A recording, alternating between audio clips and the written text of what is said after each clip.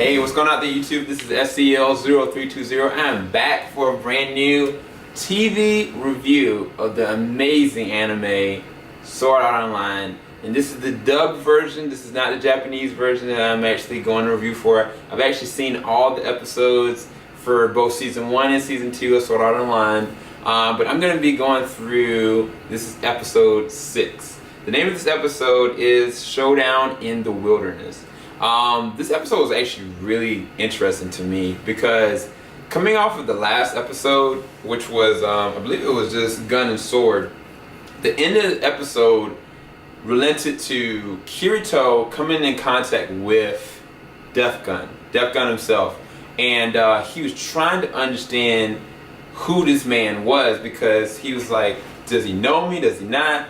And this episode played off of that in such a way that I was really surprised by it, because what they did, they showed just how timid Kirito really was. Now in the Japanese animation, I could feel it, you know, I could feel him like worried and upset, not knowing what's gonna happen or whatnot.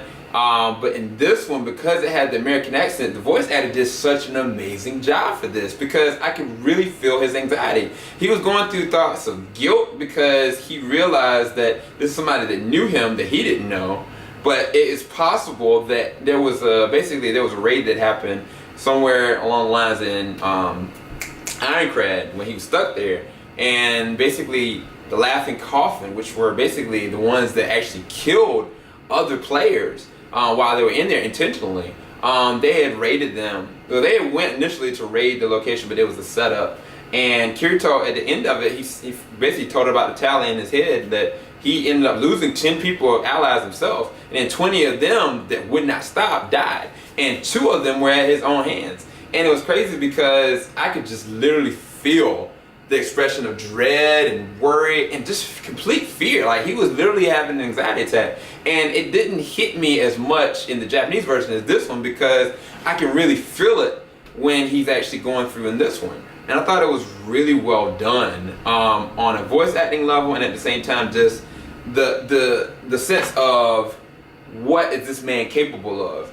Because Kirito in his head, he was like, if they died there, he's supposed to be dead forever. It's impossible for him to still be alive. And so if he was able to get out, then what can he do to me?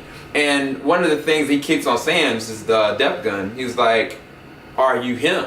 Are you the real deal? And Kirito is just trying to ask, like, who are you? And then he kind of shows the flash of, like, that he was with Laughing Coffin. But then, like, he was like, at the end, he was basically, let me see if I got the exact quote. Whether you're a fake or the real deal, I will kill you. It's just gonna happen. Then he walks away, and Kirito is literally like this. He just cannot stop shaking. So he goes and sits down to the side. And that's how the episode opens up. I thought it was a perfect opening, you know. But he was kind of still stuck in that rut, even after the main opening titles. And I'm looking at him, I'm like, dang, he is so shook. And it was funny because Sinon comes up to him, she's like, you ready, kid? You know? And like, he didn't respond, and she was like, what's up? And when she touched him and she pushed him, I thought that kind of was an instant connection, because he held her hand. He would not let go. And it was like he needed somebody to connect with at that time, and she's the only person he knows. And at the same time, it was a really special thing, because what she saw in him, she was like, what's up with him? You know, like, are you okay? Because she really, at that point though, he got flashed into his match. And I was talking to Joe at the time we were looking at it, and I was like, dude, I don't remember what happens. Like, is he gonna go off, you know? And what ends up happening is he does. Like, he literally is stuck in the match, and you still see like the expression of dread and worry on him, because he lived in an environment where basically he's born to fight. Like, this is where he thrives in.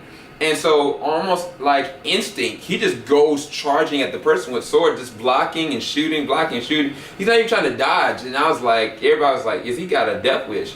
And I thought it was really interesting, because he ended up killing the guy, but it was like, to what end, you know? Like, has he lost some stuff? And for me, the presence of PTSD was so present in this episode because of how I can relate to it and what they're actually saying through the words. And I didn't see that before, because I didn't hear the shattering and the shaking in his voice.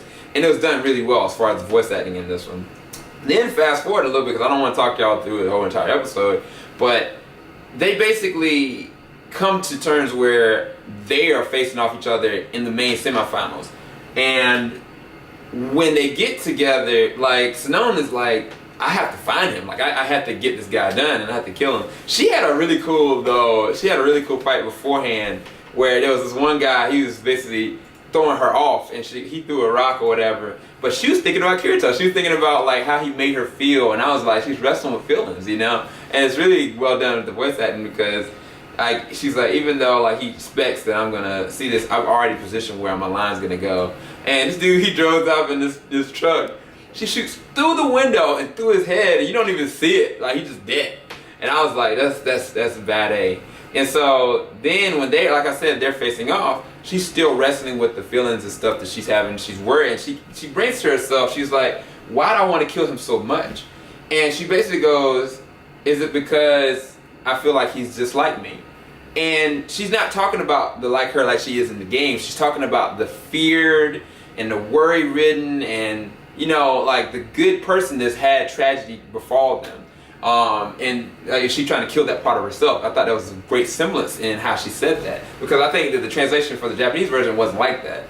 But anyway, she just starts shooting him, you know, shooting at him because he's not moving, and she can't hit him. She's just like, her nerves are just going crazy. She's like, you better stop effing with me, man. Stop messing with me, man.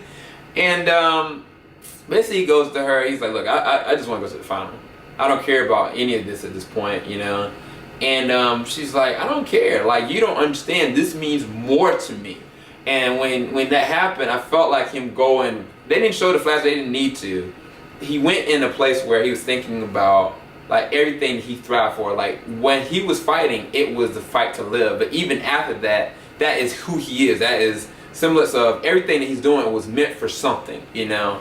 And I thought it was a really great, touching scene. And he's like, look, I'm going to give you another chance. And she's like, you messing with me, you know. And they go separate 10 meters out. And he's like, look, I got one bullet, and I'm going to throw it into there. Once it hit the ground, we're going to go at it. And I'm just going to use my sword. You're going to use your sniper rifle. And she's like, you're crazy. That's not going to work. And the craziest thing about this is his psychology of how to take this down.